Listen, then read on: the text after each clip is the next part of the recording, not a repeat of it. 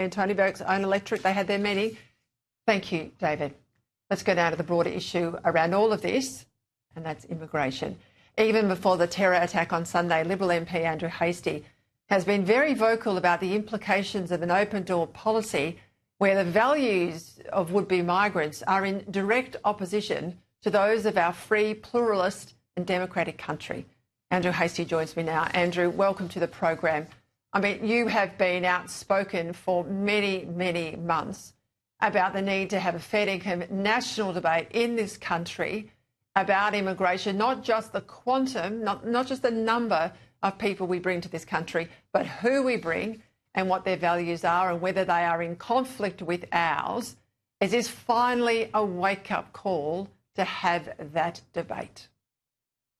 Good evening, Peter. I think it is a wake-up call, and it's a violent wake-up call, sadly, for 15 murdered Australians, their families and friends. I think what at the heart of all of this is that theology has public consequences and radical Islamic theology has violent consequences. It encourages people to withdraw from Australian society, it encourages people to think of believers and infidels. It doesn't recognise secular authority like the parliaments, the courts or the police. It encourages gender segregation, and it legitimises and normalises violence in the pursuit of religious aims. So we have a problem with radical Islamic theology, and I think one of the areas that we really need to look at is immigration. And numbers are one thing, but I think who we bring into our country is really important. They have to sign up to Australian values, which are fundamentally Judeo-Christian values: equality, the rule of law, consent, democratic traditions. All those things are fundamentally Judeo-Christian. And I think what we're seeing is that radical Islamic theology is completely incompatible with the Australian achievement, as John Howard calls it. I was watching the Prime Minister. I have for the last couple of days. I've watched every single press conference. There's been 3 or 4 press conferences a day. And not once has he used the term radical Islam or Islamist. And I checked my reckoning with Andrew Clennell. He also agreed. Does that surprise you? I'm not surprised. I think it's a failure of leadership by the Prime Minister. He has to be grounded in reality as he leads the nation out of this dark valley. And the first thing he needs to do is to be honest and truthful about why this attack occurred.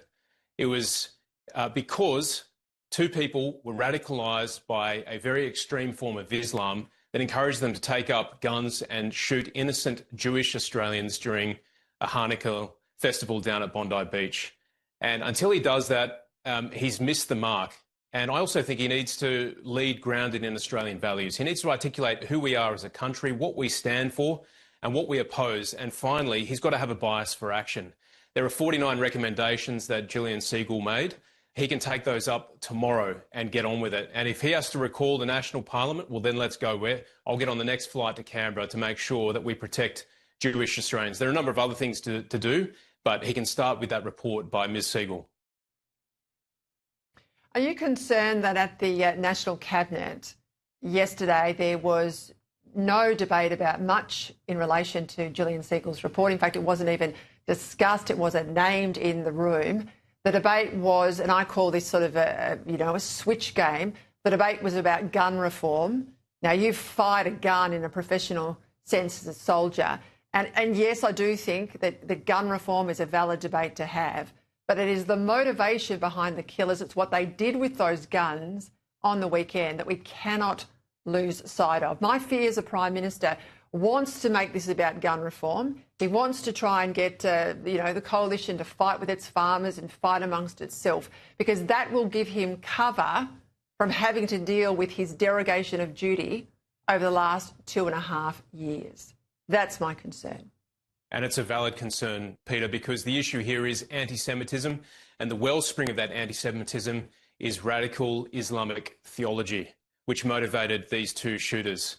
And so until he acknowledges that and deals with that, we're not going to make any headway. And to talk about gun reform, sure, we can talk about gun reform, but it's to completely miss the mark. And he's had 2 years. We saw the ugly face of anti-Semitism on the steps of the Opera House 2 years ago. We've had a number of incidents. The data points are all there over the last 2 years. He's just got to wake up. He's got to acknowledge the reality. He's got to lead from a position of strength and values, and he's got to have a bias for action and protect not just Jewish Australians, but all Australians, because this affects us all. Are we going to see the coalition, Andrew, with a lot of your pushing and shoving? Are we going to see them step up to the mark on the arguments you've just put so eloquently tonight in relation to immigration? I hope so, because on the coalition backbenches, we're going to make the arguments regardless. So we need to move as a team. We need to be unified. This is a moment where Australians across the country are calling out for leadership and plain speaking. Everyone can see what happened on Sunday. We don't need to cloak it in language of, platitude. We actually need to get on with the job, and people expect action from their political leaders. Well, from someone who has worn the uniform to fight against radical Islam, thank you, Andrew Hastie. Right, let's go.